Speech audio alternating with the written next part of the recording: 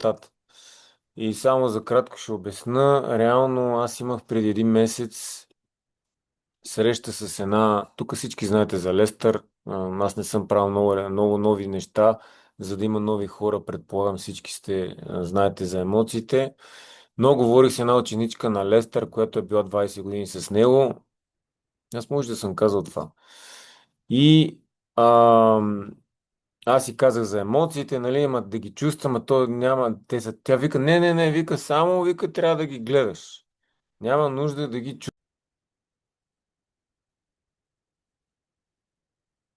Окей. Май ще се... Чувате ли ме сега? Това интернет е такъв тук. Да, Окей. сега се чуваш. Изчезнах, да, замина ми интернет и тук намерих някакъв друг. Тук имаше някаква буря огромна и няма интернет в този град, който се намирам. И така, дано да има по време на среща. Чувате ме добре, нали? Аз се попритесних. Тук сега няма интернет. Вие ме чакате. Добре. И да продължа за ученичката на Лестър. И тя ми каза, само трябва да ги наблюдаваш тези емоции. И знам, че може би и при вас, но като направим днеска срещата, медитацията, цялата работа е да наблюдавам тези усещания тук. Да ги наблюдавам, а не да ги чувствам. И може би трябва един-два пъти или три пъти, като направим среща, защото аз ще направя такива. При мен какво се случи, че тази енергия, която е толкова силна, тя ми каза, като казваш, то е така, като казваш да на емоцията. Ако наистина страдаш отвътре, че те боли, ти е трудно, това значи, че я чувстваш. Обаче има един навик, който е просто да наблюдавам емоцията и тя се наблюдава, като наблюдавам какво усещаме тук в предната част на тялото или в главата, но аз трябва да гледам усещанията. И аз говорих с доста хора последните 2 седмици така и ние имаме тенденция аз казвам адски неприятна емоцията. Думата адски не е усещане, ами е обяснение за емоцията. И когато аз вярвам, че емоцията е адски неприятна, всъщност неприятното не е толкова, че е неприятна, ами че я наричам адски. И ние сме забравили, примерно, да кажем, че всъщност много ме стяга в корема или в гърдите. Така че сега като направим медитацията, изобщо няма да променям нищо в тялото си. Утре, нали, е Скорпион, всички неща, които се случват с тези емоции по време на, нали, на това пълнолуние, пробвайте утре, днес, като направим тази среща, като дойдат усещания, нали, за емоции, просто вниманието е тук отпред или в главата. И вместо да го наричам адска емоция, само ще видя, ама тук аз имам някакво усещане, нещо, което е неприятно. И ние не правим разлика между това, каквото усещам и как го наричам. И ако ние си направим разликата между двете, всъщност не е неприятна емоцията, а просто е много силно усещане в тялото. И какво се случва, че веднъж като се усети тези усещания, те повече не идват или при мен какво се случи, че намаляха значително. Така че това е за мен някакъв такъв голям пробив, защото в момента вместо да чувстваме всичко, може само да го наблюдаваме. И ползите са още по-големи, че всъщност можеш да си наблюдаваш и мислите, можеш да наблюдаваш много неща. Нали, а сега като изключи тук интернета, някои неща, които могат да се случат при човек е да се панираш, да се ядосам, да кажем, или да се притесна, кое стана при мен и да не мога да видя, като имам наблюдателност какво се случва, да си кажа, чакай малко, в моята стая интернета ми замина, обаче преди малко тук, където се намирам в момента в фоайето, има интернет от този, който е тук на рецепцията. И аз сега се включих в негови интернет. Ако сме наблюдателни, тия неща ги виждаме. А когато се идентифицирам с емоцията, нищо не виждам. Нищо не виждам.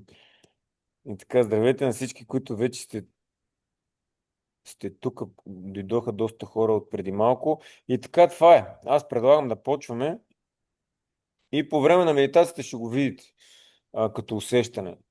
А, Не е нещо различно, което сме правили до сега. Единственото разлика е, че каквото и да правим в момента по време на медитацията, мислете си, не я чувствам тази емоция, ами я гледам. Това гледане е естествено при всички, просто сме го забравили. Поне в моето наблюдение последните 2-3 седмици, че това наблюдение Не знам дали, като бях в Тайланд в един манастир, който там постоянно това ни учиха. Като ти дойде мисъл, той монаха ми казваше, красен, само казваш мисъл, мисъл, мисъл. И като те повториш няколко пъти, пак наблюдаваш корема си. И идеята е да си развием тази наблюдателност и това нещо освобождава емоцията и проблемите, които имаме в живота. Тази наблюдателност. Самата наблюдателност изпарява, преминава тази емоция, почва да преминава и да не се връща. И така, затваряме очи. Аз така тук ми е добре. И благодаря още веднъж на всички, че сме тук. Отдавна сме се чули, да.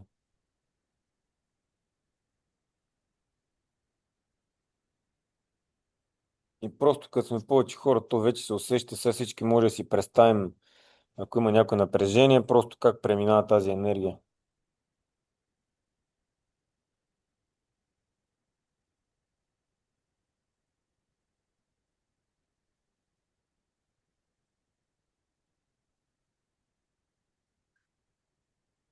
И я пускаме да преминава още.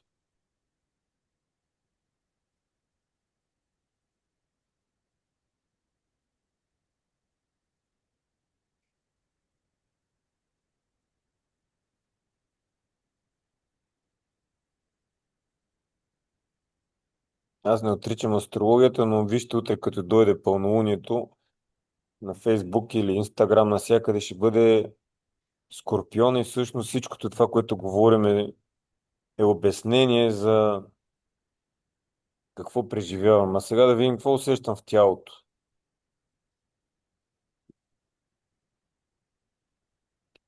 И сега да направим или да се опитаме да направим разлика между какво усещам в тялото и какво значи това усещане.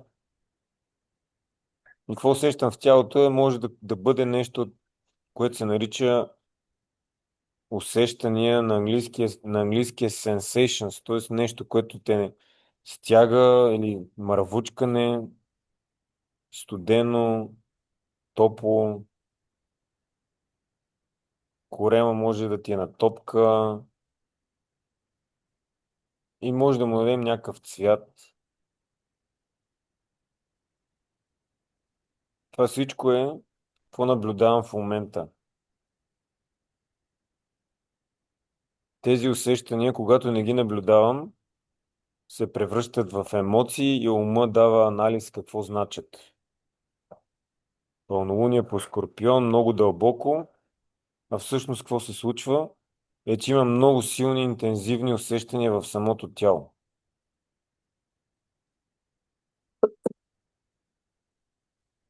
Това написах днес, да станем мастери на емоциите, всъщност да наблюдавам какво се случва в тялото.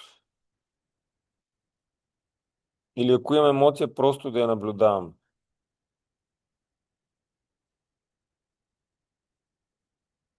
Сега всеки от нас може ли да си помисли коя му е доминиращата емоция днес? При мен е много умора. И моята история е, че имам пътуване с самолет и малко съм спал. И т.е. обяснението ми е, че съм спал малко. Това е историята. Виж при теб каква е историята за твоята емоция.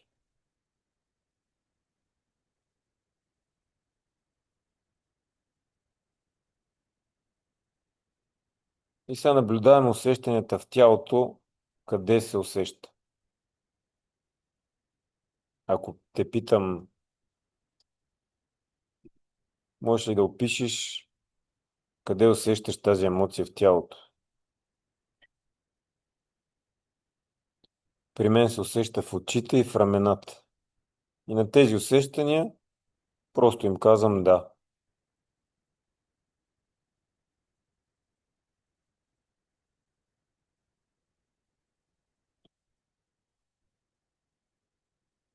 И понеже са неприятни или са интензивни и историята не е приятна, ние подсъзнателно искаме да не ги усещаме. Парадоксът е, че докато ние не ги усещаме, те не могат да преминат. Така че може ли сега всеки от нас да пусне всяко желание да променя какво усеща в тялото.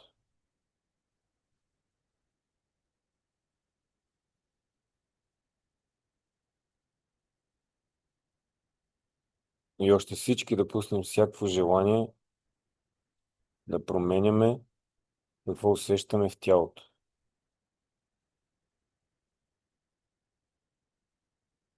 Може да станат по-интензивни усещанията или да намалят.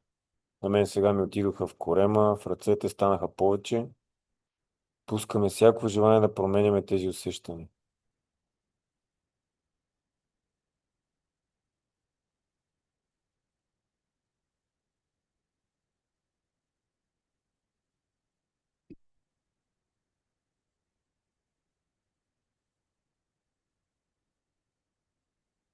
Истината е, че тези усещания не сме имали усещане за безопасност, за да преминат тези усещания или не сме имали любов и затова ги усещаме.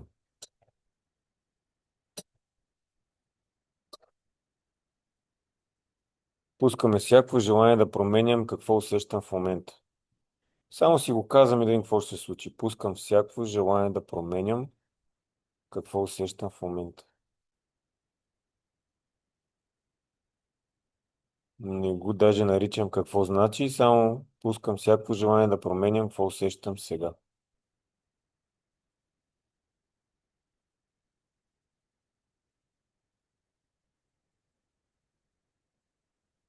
И още може да пуснем желанието да променяме каквото и да усещаме сега.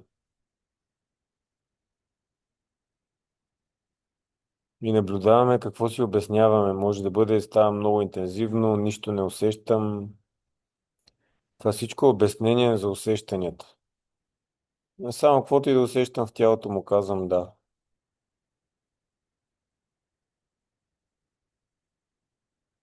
Може ли да му позволим просто да бъде там,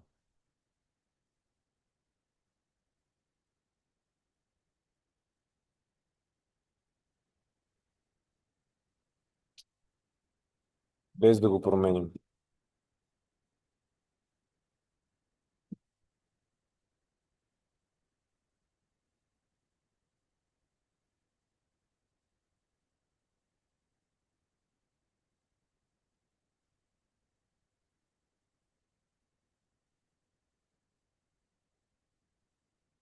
И отново нашия ум ще иска да го махне, колко време ще е така.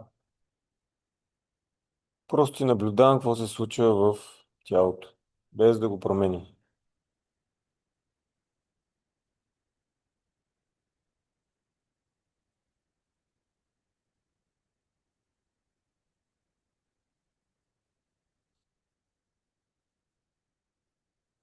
Тоест ние сега какво правиме? Тренирам, така да се каже, мускула на наблюдаване на емоции и обяснението за тях, че е скорпион, че е много дълбоки са и не променям нищо. А ние като дойдат емоциите, точно искам да ги махна. Не мога да ги издържам, в повече са ми. А сега може ли да си представим утре на пълнолуние, Луната задвижва тези енергии или водата в нас и започват тези силни емоционални процеси и да си спомним за днес и да си кажа на пълнолуние и на деня след това пускам всяко желание да променям какво усещам в тялото си.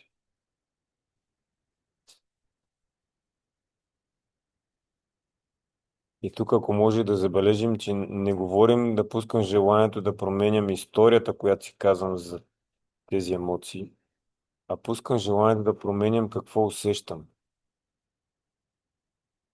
И пускам всяко желание да променям какво усещам.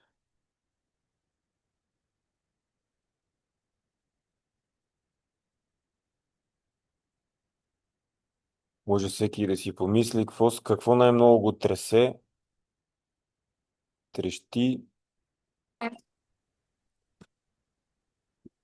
Обикновено или е гняв,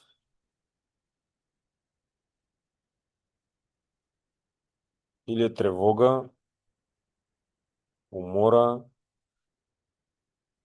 или като ти тръгнат хормоните и тази енергия сексуална трещи. И си спомни, като тръгне, каквото и да тръгне, пускам желанието да променям, каквото и да усещам в това тяло.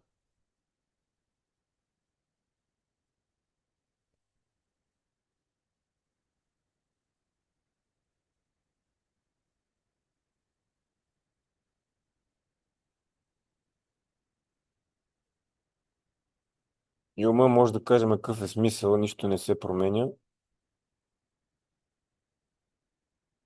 Кое е реално? Това, което усещаш сега в гърдите и в ръцете или историята, тези мисли? Кое е реалното?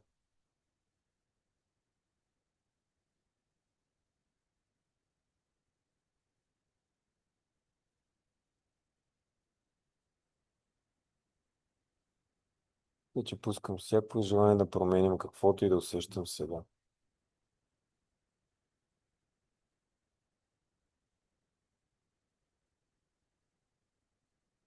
Какво се случва, е, че като ние преживеем тези усещания, като премине тази енергия, тя повече не идва. Тя идва, защото ние я ментализираме и тя реално не преминава.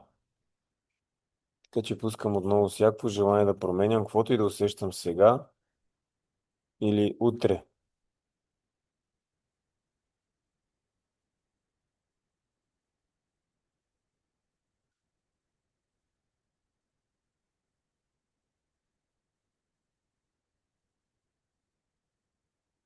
И ако не минава, ако още има усещания, си им казвам да. И пак им казвам да.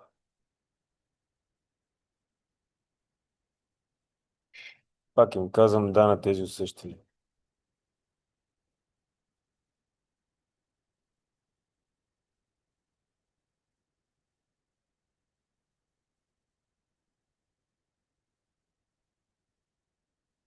И пак казвам да.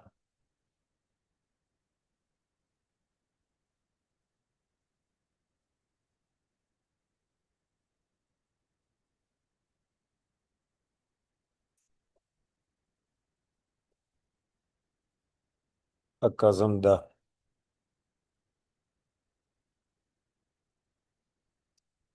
Пак казваме да.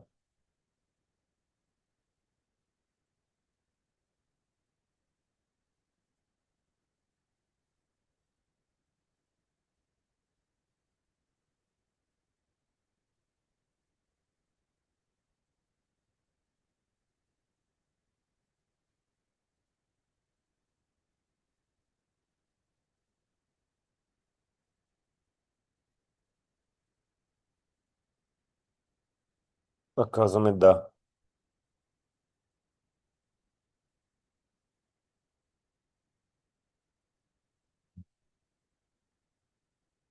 И отново мислим за утре.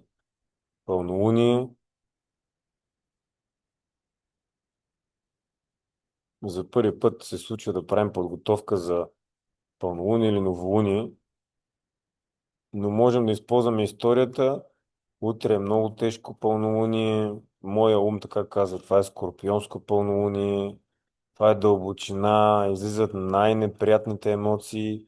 И сега това, като го чува мой ум, има ли някаква реакция в тялото? Усещаш ли да ти се корема да ти се стяга или гърдите или ръцете? И на всичко това му казваме да. Може ли да преживеем сега това пълнолуние, преди да е настъпило, като преживеем усещанията, така че то да мине плавно, даже може и нищо да не усетим. Просто каквото и усещам в тялото сега, пускам всяко желание да го променям. И още пускам всяко желание да променям усещанията.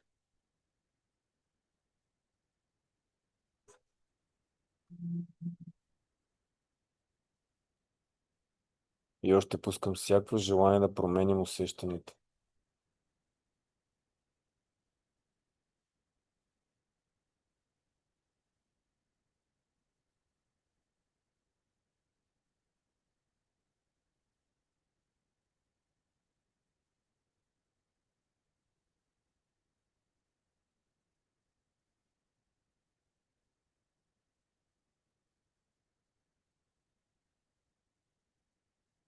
И още пускаме всякакво желание да променяме какво усещаме. Ние го усещаме така и така, няма нужда да го искаме да е друго. Просто да.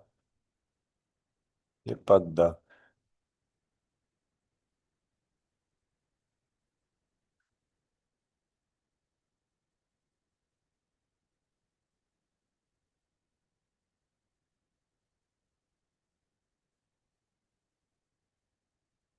Пак да.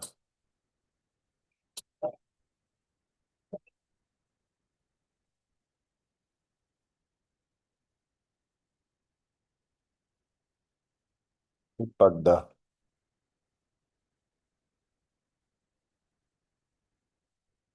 Последно мислим си, утре е велико, голямо пълнолуние, страшно, дълбоко. Вижте, това са само думи, обяснения. Ключът е като чуваме такива големи думи, всичко това, което ще го прочетем утре или го четем в момента, какво се случва, има ли още усещания, по-интензивни ли са, по-слаби и на всичко това казвам да. Историята не е страшна, а самите усещания, като са интензивни, това е неприятно. И затова казвам да. Искам желанието да променям каквото и да усещам.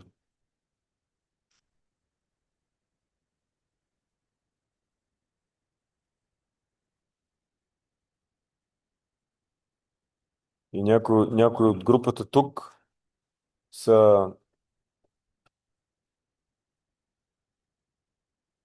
може би, повечето или не знам, всички, може да усещаш, че ти липсва и любов. Тук може ли сега да пуснем и желанието да променям, че ми липсва и любов. Това е същото, само че тук искам любов. Преди малко беше искам промяна, тук пускам всякакво желание за любов. Любовта ще си дойде от мен. Пускам това желание за одобрение и любов от някого. Ако имам много силна скръб, да кажем, мъка, искам някой да ме обича. Какво става в тялото? Пускам всяко желание да променям, какво усещам, пускам желанието и за любов.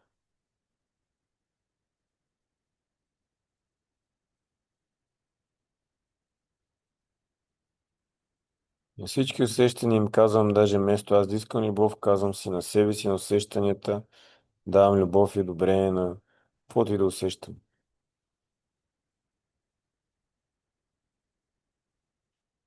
Давам любов и одобрение на усещанията в тялото.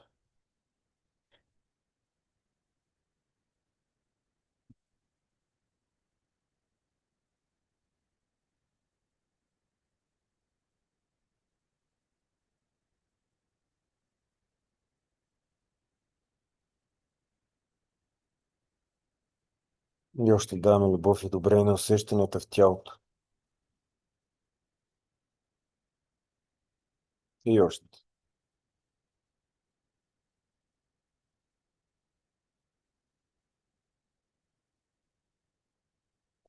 И сега можем ние да решим какво да бъдем пълнолунието, което да ни служи на нас.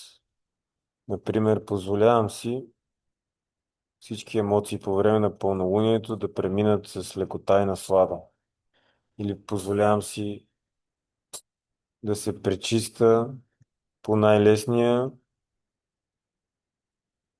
и прекрасен и хубав начин за мен. Тоест, като ще има нещо, поне да бъде приятно, леко.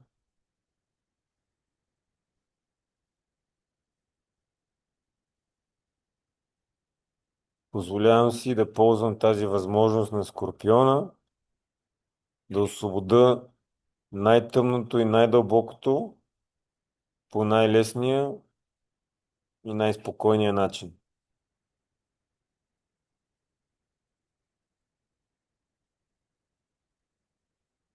Така че ние не се съпротивляваме, не го потискаме, но просто това, което обяснявам за тези усещания, да бъде по-градивно, по-любящо към мен. А не Скорпиона е лошото. Това значи, че всеки един от 12 човека, които са зодия Скорпион, са такива. Не, те просто имат дълбочина.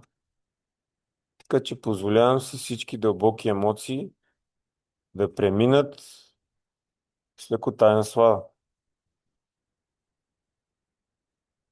Позволявам си всичко, което не съм освободил, да освобода с лекота, кораж, спокойствие. Позволявам си да стигна до най-дълбокото в себе си и да го освета с лекота. Има ли напрягане в тялото? Пускам всяко желание да променям каквото и да усещам сега. И още пускам желанието да го променям.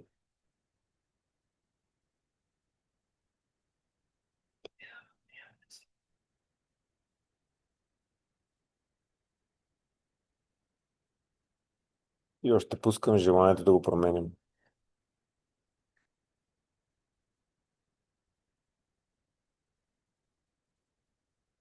Това се случва веднъж в годината, така че щом ще стигам на толкова дълбоко в себе си с помощта на Скорпиона, нека да стигна, но аз избирам да мине по най-лесния, най-любящ начин за мен. Така че утре, ако се случи нещо, което наистина да е много емоционално, да се сета всъщност какво усещам в тялото.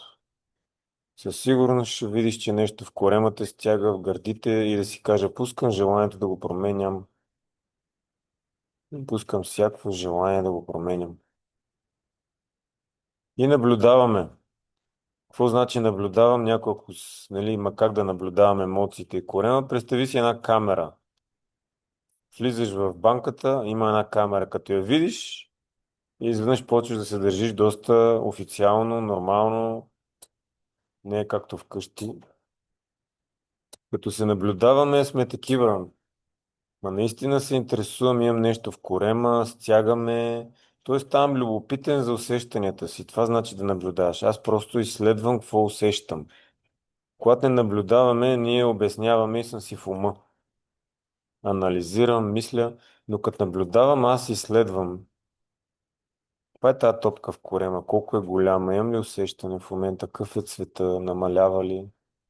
И когато наблюдаваме тези усещания, самото наблюдаване почва да помага тази енергия да се трансформира. Така че поканата за утре е да наблюдаваме повече, отколкото да анализираме какво усещаме.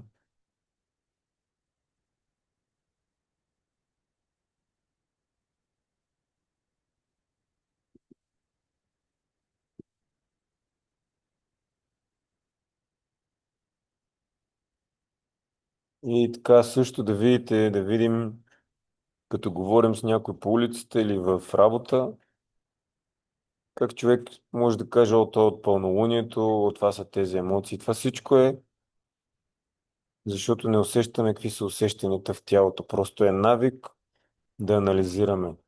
А сега в момента пак наблюдаваме тялото и му казвам да, да на тези усещания. Ако идва още и няма край, това пак е история, пак е обяснение.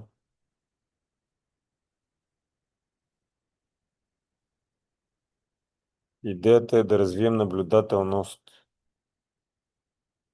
Защото ако наблюдавам усещанията, ще наблюдаваме историята и няма да се хващам. Така че наблюдаваме тези усещания. И така можем да избегнем да чувствам всяка една емоция.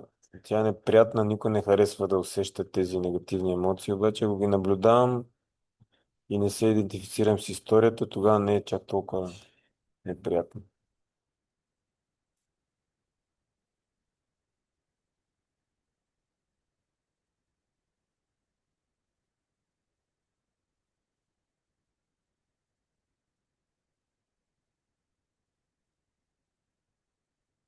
И така, връщаме се тук и сега и можем да продължим да наблюдаваме усещанията, докато отваряме очи, наблюдаваме. Това, което наблюдаваме, то не спира.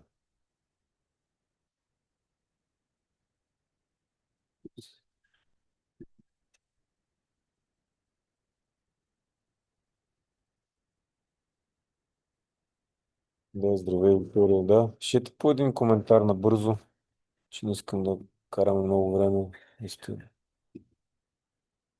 Дори тези болки, Виктория, в гърба и във врата, ако не ги наричаш болка, ще виж, че са много силни усещания. Дори болката е история, което е трудно да се види, но и тя е история. Аз в момента си усещам в корема, в ръцете, тук имам още усещания. И тези усещания, моето наблюдение е, че като ги наблюдавам, наистина живота ми почва все по-добре да имам наблюдателност. И премина. И ставаш по-съзнателен.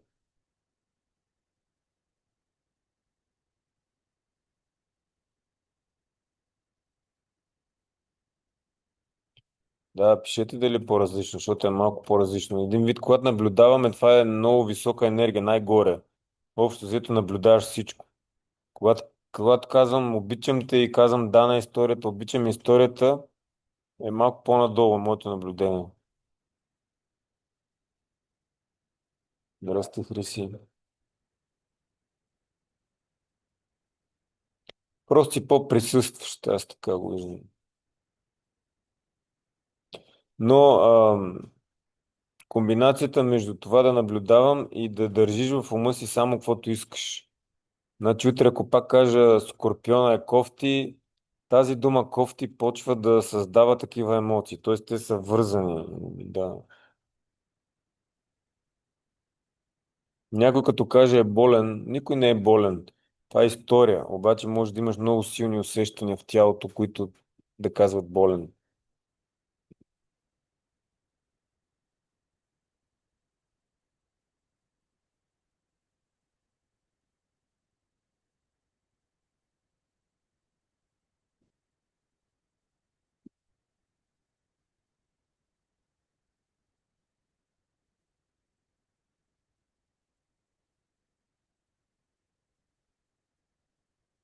И така.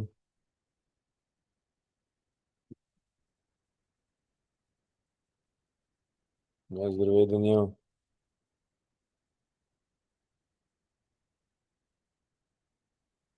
Да, и това е другото, което пише Даниела. Сега вие вижте за вас. Аз за мене, дори да е приятно, в момента усещам в гърдите ми приятна енергия.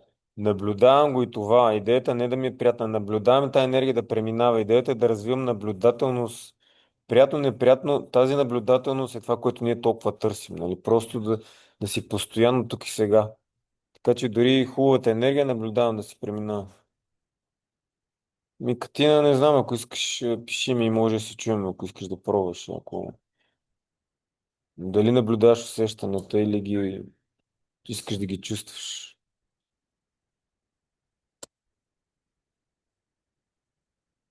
Ще направим пак, аз това, дето ще правим следващите 3 дена, ще бъде нещо такова.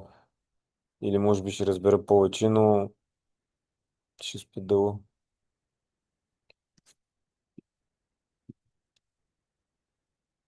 Това, което мога да кажа за тази наблюдателност, е, че тя е като някакъв мускул и почва да расте в нас. Наистина почваш да наблюдаваш себе си. А иначе искам да оправя себе си, нали, да си оправя проблема.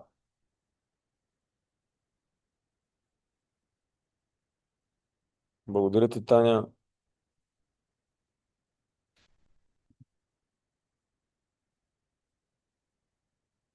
Моето наблюдение с наблюдателността е свобода. Някакси мога да видя всичко.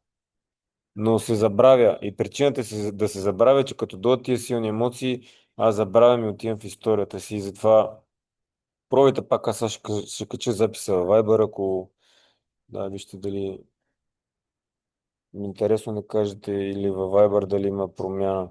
Но да, и така. Ако си изработи за себе си наблюдател, то във всеки един момент в живота ми, да. Хората не наблюдават. И отделно като си наблюдаващ, почва да ти се случват неща, които са ти в твоя услуга. Защото ти не избираш една гледна точка и се държиш като отдавна и за сламка за нея. Тази гледна точка се нарича Красен или Галя. И ти се опитваш да я защитаваш. И когато се опитваш да я защитаваш, имаш какво да губиш. А когато не се опитваш да защитаваш, а се опитваш да наблюдаваш всичко, тогава си по-възприемчив да ти се даде от всякъде, а не само от определен начин, защото само този начин аз мога да получа. И когато си наблюдаваш, можеш да получиш от всякакви начини. Тоест, разширява ти се приемането и получаването и даването много повече. Аз това наблюдавам. По-смел си, много, много, много, много, много високо. Наблюдателността е супер висока, може би една от най-високите вибрации, докато чувстването е много по-ниско, нали, да усещам, да усещаме. Да, за тук и сега е върховно, да.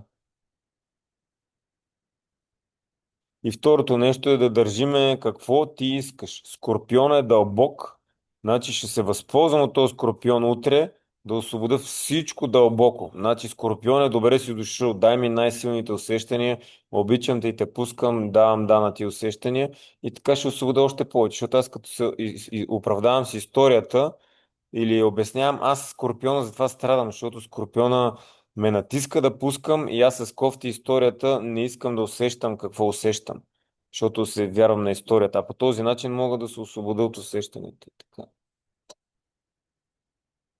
Фокус, точно така, фокус. Е това, което каза Виктория, точно това, че чувствам го, но не го искам. Защото боли като го чувстваш. Ама ако го наблюдаваш в усещането, не боли. Аз знам, че се усеща 3 дена преди и след. Да, съгласен съм. Но просто утре, нали, има най-голямата история, че утре е най-голямото, понеже е утре.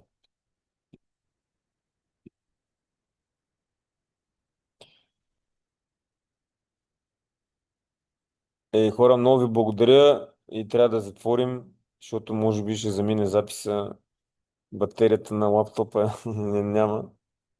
Така че благодаря от сърце и ще го кача след малко. Мислете си за мен следващите 3 дена, защото това ще правим. Чао на всички. Чао, чао.